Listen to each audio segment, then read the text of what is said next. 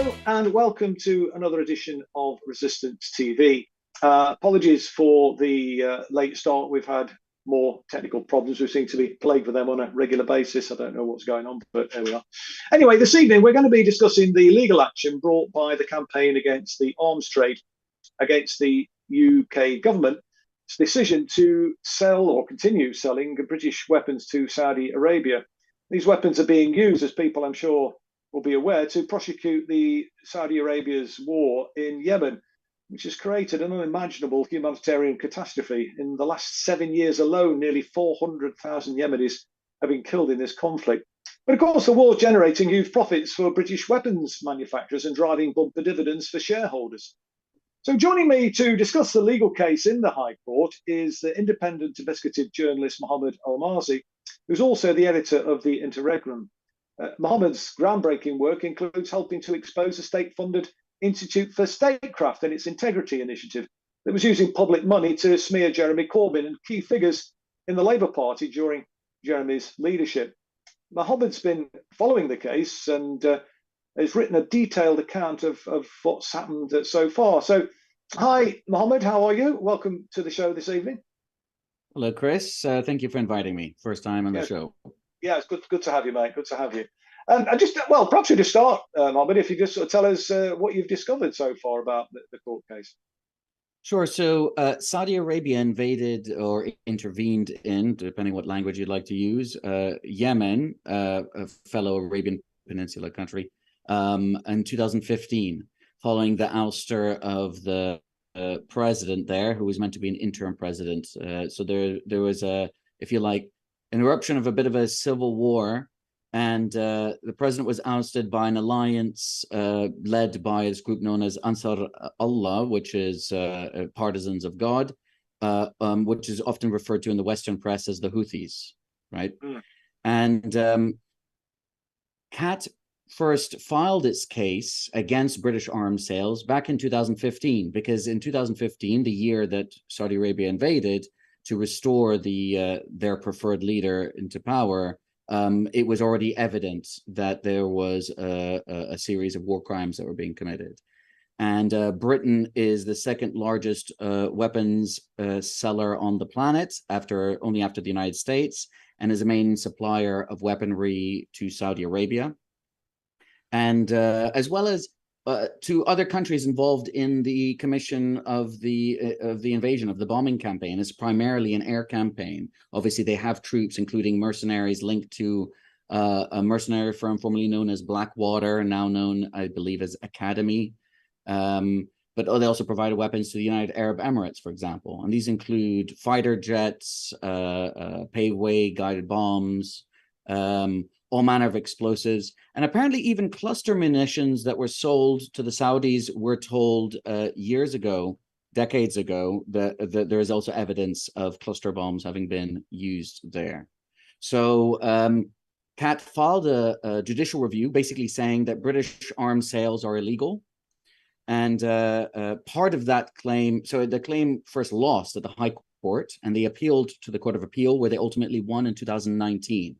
But even as they noted at the time, and as I noted when I had first reported on their victory, the way the law works here, it's not particularly easy to challenge, weapon sales. In fact, it's exceptionally difficult. I don't know exactly, but I can't imagine there are many cases overall in court, let alone successful ones, challenging the legality of weapon sales. And what the Court of Appeal held was the British government's decision to offer export licenses for military and dual-use equipment was unlawful because they'd failed to do any kind of risk assessment, right? So you're selling weapons to this country. CAT has provided evidence, along with Oxfam and International and Amnesty International, Human Rights Watch, and other human rights organizations all added their own intervening documentation in support of CAT's application. And they said, you've got to do a review. You can't just offer these export licenses, because in this country, like in many others, weapons manufacturers can't just sell military equipment. They require licenses to do so. And these licenses can be closed or they can be opened. And the licensing system in this country is also very opaque. We might have time to get into that, but I'd written about that a couple of years ago. That is a very opaque, non-transparent yes, system. indeed. I think it might be useful if we have time to talk a little about that, because I think people would be interested in that, certainly. But I mean, the campaign against the arms trade, or CAT for short. I mean, if you say that, they say that, I mean, like you say, there are these rules governing these export licenses, and I think that the basis of the case that CAT is bringing is that the British government's flouting its own export license rules, aren't they? That's in terms exactly of the right. sales, in terms of the sales to Saudi Arabia. So yes. So and one of them being the key one, which was that you didn't even bother to consider credible evidence of war crimes, basically. What are known as violations of international humanitarian law, or IHL. It used to be known as the laws of war, right? But international humanitarian law governs now the laws of war. And so they sent it back to the Secretary of State for International Trade, who at the time was Liz Truss, right? Yeah. Who later became Prime Minister for about 40 days or so. But before then, she was Secretary of State, and they said, no, you've got to suspend until you can't issue more export licenses, which is something. That's a victory. So they come back, they do their own consideration, internal review. It's not open to public view. And they come back, and Liz Truss makes an announcement in Parliament. Okay, we've reviewed. We found there are no pattern of war crimes, pattern of commission of war crimes by the Saudi-led coalition. So it's okay. And then they started reissuing more export licenses that very same year. That was in 2020. So then CAT has come back, brought a case to the High Court, which began on the 31st of January this year. It's a 3-day case. So it began yesterday. Today is the second day, and tomorrow or the day after, it's expected to complete. And which point they're arguing now, they're saying, okay, well, their internal review is basically rubbish, so rubbish as to be illegal, that it's not possible for them to conclude based on the available evidence that there isn't a pattern and practice of serious violations of international humanitarian law, that even their own assessment of what constitutes a serious violation of international humanitarian law is itself unlawful because it's inaccurate. And we've seen over the years bombing of confirmed bombings of schools, hospitals, residential areas, weddings, funerals, marketplaces, water treatment facilities. Basically, all of the hospital infrastructure in the country has been destroyed. Bear in mind that before the war kicked off, this is a country, one of the, if you like, the country on a front line on the planet in terms of facing a major drought, like a long-term drought as a result of lacking, the draining of their freshwater reserves, as they have underground water reserves, and not having a desalination plant. Also, the poorest country in the entire Arabic-speaking world. So that is before the civil war, before the invasion. It also imports about 90% of its food, of its medicine, and other essentials. And in addition to this massive aerial bombing campaign, which is, as I've just described to you, people going to a funeral for those who were killed in an airstrike from a wedding to then be killed in the funeral thereafter. UNESCO World Heritage Sites of people can look it up. Inside, you have this area where in the mountains are caved were if you like ancient dwellings, if you like carved into the mountain. It's absolutely beautiful. And I think there might even still be people living there. So ancient city, we're talking about thousands of years old, right? So ancient civilization that predates in many other places, struck and destroyed in many parts. And people can look at the before and after photos. And there's only one party to this conflict that has an air force, and that's the Saudi-led coalition. The reason I mentioned the 90% of food and medicine that Yemen has, it imports, is because there's also a blockade of the country, a naval blockade that is enforced in particular with special assistance by France, Britain, the United States. There's also a report on that. So I wrote an article about this in The Cradle. I think it's still on the front page, that focuses on Middle East, or as they like to say, West Asia reporting. and it might still be on the front page. People can go and find it in the UK section if it's not there. And I link to all the sources, right? So when I make these claims, right, about 90% food, medicine, or the blockade, or Britain and France being implicated in the naval blockade, there is information that's come out over the years. Declassified UK has also done excellent work on that. And this blockade has been so crushing in terms of its consequences that a recent report issued in only September last year, so 2022, it concluded that the World Organization Against Torture concluded that it's so extreme that it satisfies the definition of torture. The report is titled Torture in Slow Motion. And you can go and read how they detailed that the blockade is deliberately starving millions of civilians. The destruction of the water treatment facility means that you have contaminated waste leaking into drinking water, irrigation water, and water that we consume that people drink, and they have no choice but to drink. I think Palestinians who were forced to live in Gaza, the world's largest open-air prison, according to former Prime Minister David Cameron. Interesting that he was prepared to make that remark. That, you know, what happens when you drink this contaminated water? Well, we now have, according to the UN, and we have had for a few years now, the world's largest cholera epidemic.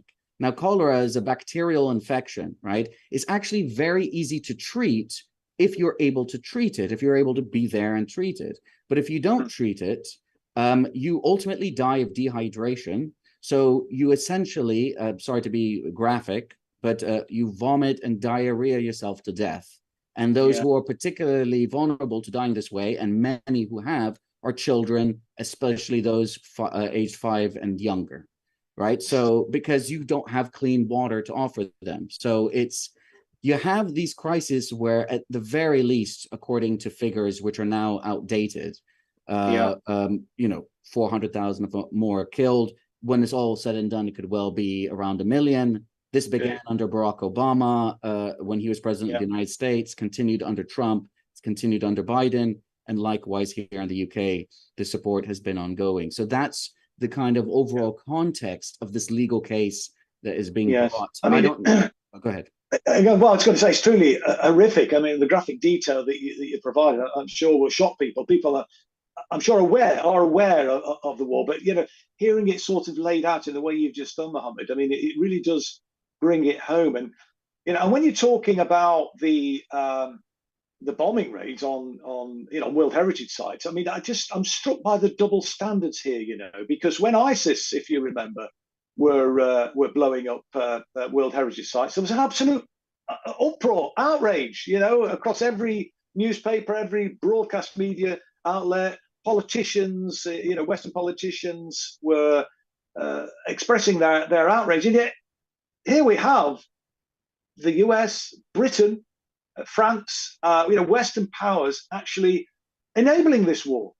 Because as I understand it, Mohammed, I mean, if Britain were to stop supplying Saudi Arabia with these weapons, it would severely hamper the prosecution of this war. Maybe even, might help to bring it to an end. I mean, is that your understanding?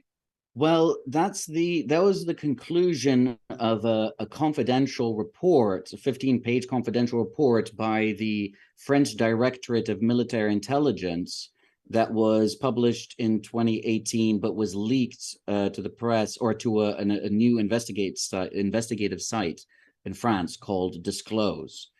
In fact, they were prosecuted for publishing this, so they're a brand new investigative site, and they were arrested and prosecuted. I don't know what's happened with the case. I have to follow up to see if it collapsed or if the prosecution was successful. But according to one of the key takeaways of that internal military intelligence report is that if Britain, the US, and France stop providing military and logistical support to Saudi Arabia and the United Arab Emirates, the war on Yemen would end, or their role in the war would end. Therefore, the vast majority of the casualties, which are linked to Saudi Arabia and the alliance, would come to an end. So that was... So Britain is culpable then? Britain is culpable. Really, Britain literally, I mean, sometimes people might say I indulge in hyperbole, but literally Britain has blood on its hands, doesn't it? On that basis then? Well, without, not only is the support, I mean, the support provided by Britain and the United States is all-encompassing. There's the naval blockade that they support, all the weapons that they're using, the ammunition, the bombs. They've admitted to assisting with targeting. So they said that our people in Saudi Arabia assisting with targeting helps to avoid committing war crimes, which is amazing if they're actually involved in what is little more than a mass carpet bombing campaign of large segments of the civilian population. They are, I mean, up to and including even providing in-air refueling of the fighter jets and the bomber jets as they're requiring it, and that's what the United States also provides. So yes, they are.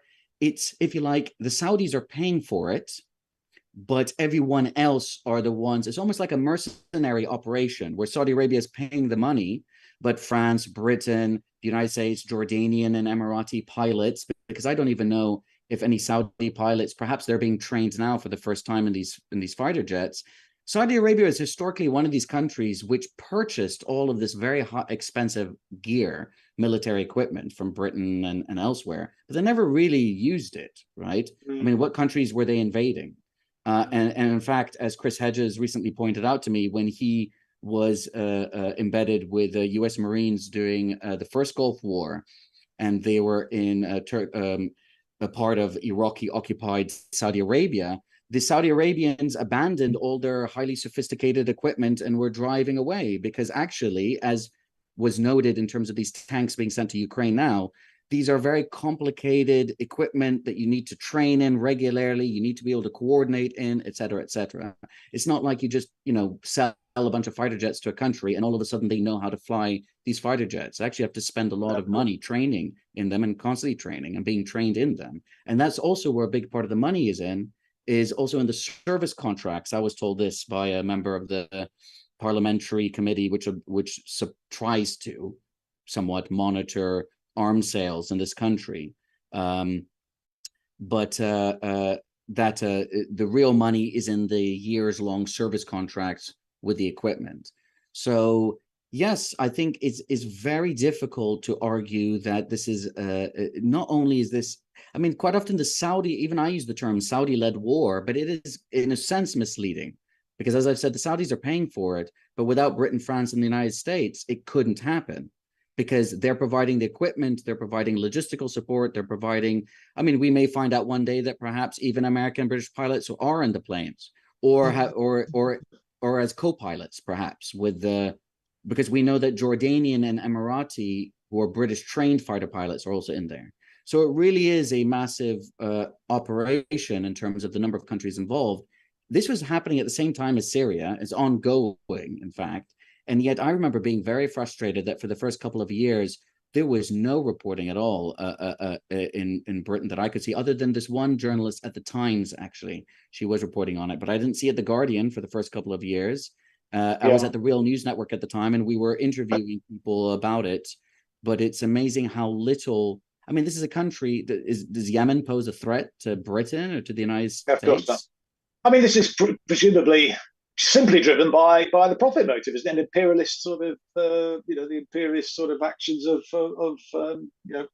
Britain and other Western powers. And Britain has a kind of colonial link, doesn't it, to Yemen? And that's right. I think it has a long-standing relationship, doesn't it, with Saudi Arabia going back to the 1930s. I wonder whether you might be able to say a little bit about that as well. Right. So in the 1930s, in fact, Britain backed both sides in the Civil War in what was then just called the Arabian Peninsula. They backed both the Hashemites and this House of Saud, the clan of Saud, who ended up winning out. And now the namesake of the country is after that clan, the family. But that's 1932, or in which Saudi Arabia was. Which was when, Saudi Arabia was founded.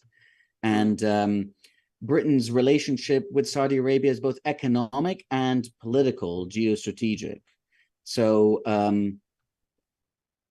it's been noted in the past that, and actually I noted it in my article as well, that this relationship, Saudi Arabia has represented an ever increasing export market, right? So I did some calculations going to data available from the Office of National Statistics. And let's just see something over here. Let me just pull it up. because I don't have it in terms of my memory, but the data shows yes. Okay, so between 1999 and 2021 alone, that was the most recent data I could find, the UK exported a total of 142,456,000,000 pounds sterling worth of goods or services to Saudi Arabia. 64,808,000,000 of which was exported since Saudi Arabia's 2015 invasion. So that's a huge chunk, is only since 2015. And that's the ONS doesn't make clear how much of that relates to military goods versus other luxury items, right? So I did try to find that out, but it's probably due to the fact that it's a very opaque system here. But it's beyond mere selling goods, right? So there's a quote, if I can quote a former UK ambassador to Saudi Arabia, Sir Willie Morris. He was writing Labour Foreign Secretary Michael Stewart in 1969. And he says, valuable as this export market is, he's referring to Saudi Arabia, it is of less importance to us than Saudi Arabia's role in the preservation of our wider politico-economic interests in the Middle East. These interests, according to the various documents that you read, include ensuring access to Saudi Arabia's substantial oil reserves, substantial oil reserves in the Persian Gulf, right? So other Gulf countries next door, as well as their markets, and also the suppression of left-wing, secular nationalist, anti-imperial, and other revolutionary movements, right? So Saudi Arabia has often been a financer of covert operations when Britain and the United States either wanted additional funds or for whatever political reasons, they couldn't be seen to be funding various operations. So in the 1980s, people may be aware of the far-right death squads known as the Contras, or like literally counter-revolutionaries. That's what their name meant. So that, at least that was open and honest. Ronald Reagan referred to them as freedom fighters, though, at the time. And this was a far-right death squad essentially created by the CIA that was seeking to bring down the sort of leftist, progressive Sandinista government. And they waged Nicaragua, yeah, sorry, that's correct. And they waged a horrific, dirty war there.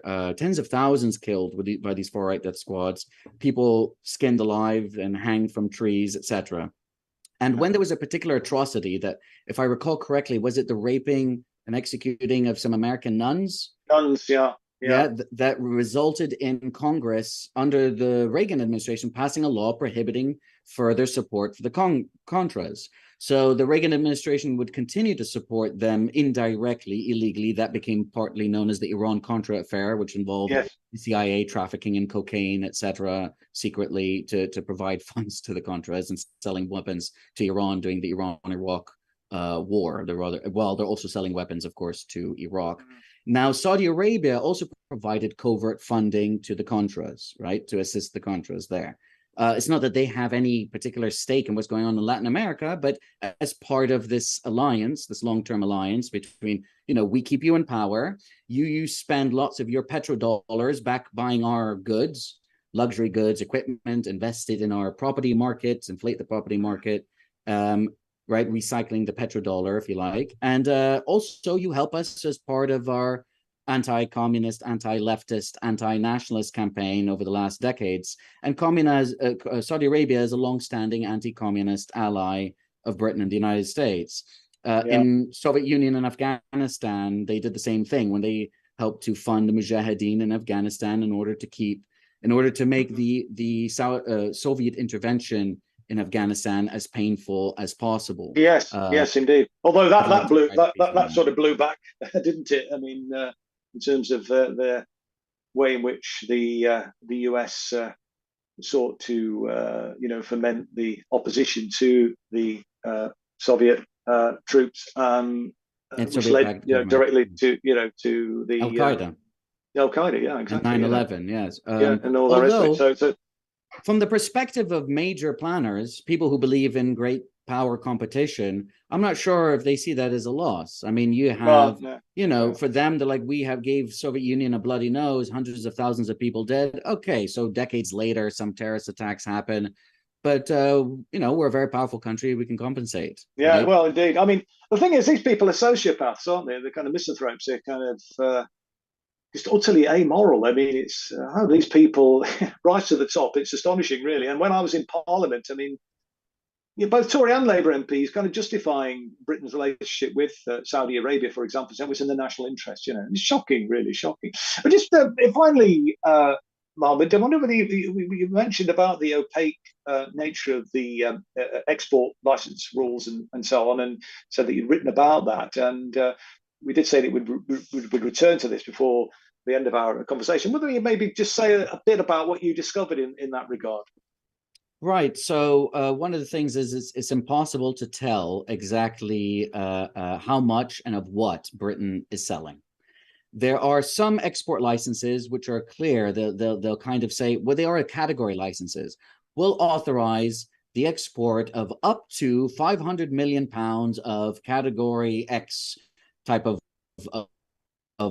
materials, which could be rocket launchers, grenades, ammunition, what have you. But you don't know how much of what. You're just saying we're granting you this kind of range of how much money's worth of equipment you can sell, and you can sell as much as you like. So that's pretty vague.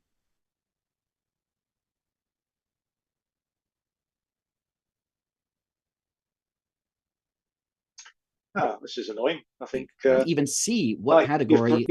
You froze there a moment. Just to go. Oh, hang on. You're frozen again, mate. This is frustrating. Yeah. Hello, can you hear me? I can hear you now, Mohammed. Yeah, you just froze there briefly. Yeah, sorry. If you just backtrack on the last what you just said a couple of few sentences ago. Sure. So you have some export licenses where you can tell vaguely what might be exported, but you don't know how much of what item is being exported, merely that there's an entire category of items up to a certain value, pound sterling value, that is being exported. And other export licenses that are issued, which you have no idea what is being exported, right? So that's very opaque. You can't just go and look up this information and see exactly what is being sold. Another thing I was told by a parliamentarian who was on that committee, he said that the committee itself is a bad joke, right? He said that the committee has no real oversight power, that they ask for information, they don't get it, that they're also told that the government officially does not monitor the continued use of weapons it sells. So let's say they sell certain types of weaponry to Turkey. As far as they're concerned, that's the end of the matter. We've decided that Turkey can legitimately buy it. We don't then look into whether or not they sell it to somebody else that they're not supposed to, or whether or not they're using it in a capacity that they're not meant to be using it in. I always wonder myself if that is completely true. I mean, surely that would be useful information for their own purposes, regardless of whether they'd want it publicly available. But if you at least officially you don't do it, and maybe there's some people in some room somewhere, which perhaps, I mean, it might just be wishful thinking, but that means that there's no information no freedom of information request that you can file. There's no documentation you can claim request, because the British state says that we don't monitor what happens to our weapons after we sell them. So all the way around, it seems even more opaque than the American system. Funny enough, not that the American system's any good, but it's just that at least you can get the data. Sure. Well, I mean, it's just time to go ahead. Go. No, I'm just going to say further evidence that we need a kind of a reset amongst the political class, because clearly our elected leaders are failing us, as desperately failing us, and causing death and destruction around the world. And yes, it might generate profits and dividends, but I mean, at what cost? And they seem completely, devoid of any sort of compassion. These characters that make these decisions, it's absolutely shocking, and certainly not. I don't think in the interests of the country, despite what politicians used to say to me, that it was in the national interest to, continue to support these sorts of activities. But did you want to say something in conclusion? Did you say we've still got some time? Do we still have some time to mention a few other things? How much a couple of things. I mean, I was going to wrap it. I was going to ask actually where people could find your work actually, but we'll perhaps do that when you've said a few other comments. Sure. So just there are some things I wasn't able to mention even in the article, but Ansar Allah are a sect of Shia Islam, and they're very vociferously against sort of the Salafi Wahhabist type of Islam, and they've been battling Al Qaeda in Yemen, and what's happened as a result of this alliance with Saudi Arabia, this bombing Ansar Allah and their allies, is that Al-Qaeda in Yemen has substantially grown, right? Al-Qaeda in the Arabian Peninsula, to the point that they are providing direct support, and Western governments have been shown to be complicit in this, to these reactionary Sunni chauvinists, Wahhabi Salafist extremists, that if you were here in this country, you'd be designated as a terrorist, right? So that also shows that these interventions consistently placed, all too often, Britain on the side of far-right reactionary theocratic militants, which is one way I prefer to sort of describe them, because that's what they are. They are theocratic and they are reactionary. So that's just that item that isn't in my piece, because the piece would have gone on for too long. But a concluding point, Katz presented its arguments as the claimant yesterday on the 31st. Today, the 1st of February, the government is presenting its open arguments. And tomorrow, and possibly the day after, depending on how far this arguments go, there will be closed hearings, so secret evidence that we can't hear or we can't monitor. And during today's arguments, according to the Campaign Against Arms Trade, the kinds of things that the government lawyer has been saying to the court is that the UN panel of experts' findings, right, about violations of international law, which have been submitted for the High Court to consider, that they should be treated with caution because, quote, they will not have the relevant expertise and experience that are needed to assess violations of international humanitarian law. This is despite the fact that the UN panel on Yemen included an expert on international humanitarian law. The government lawyer also says that, told the court today that hundreds of credible allegations of Saudi breaches of the laws of war do not count as many. He said there are not many. And he compared this to what the UK and the US did in Iraq and Syria, which is almost like essentially what they're saying is because the US and the UK have committed extensive war crimes in Iraq and Syria, that means it's okay for Saudi Arabia to do it. And so it's these types of arguments. They're also saying that government decisions as it relates to Yemen shouldn't be capable of being scrutinized by the court. So in essentially saying that Yemeni deaths are outside of his jurisdiction almost, of the UK's jurisdiction, which is, you know, can you imagine how Britons would react if courts in another country said that as a result of bombings in this country, say? For sure. The double standards of Britain, the US, Western countries, the G7 countries, perhaps, put it that way. I mean, it's breathtaking, frankly, it really is. When do we expect a verdict? So, well, I mean, the case will close in the next couple of days, and we don't know. I mean, with these kinds of things, it could take weeks, it could take months. We're still waiting for the High Court in Julian Assange's appeal to come back to issue dates regarding how many of their appeal arguments are going to be allowed to be heard and for how long, etc. And they filed that a number of months ago last year. So with these things, you know, it really is anybody's guess how long it takes. There's still backlog in many of these courts as a result of the COVID lockdown as well. I know because I've been covering other cases and their courts have been saying that we have extensive backlog still from last year. So I don't know is the short answer.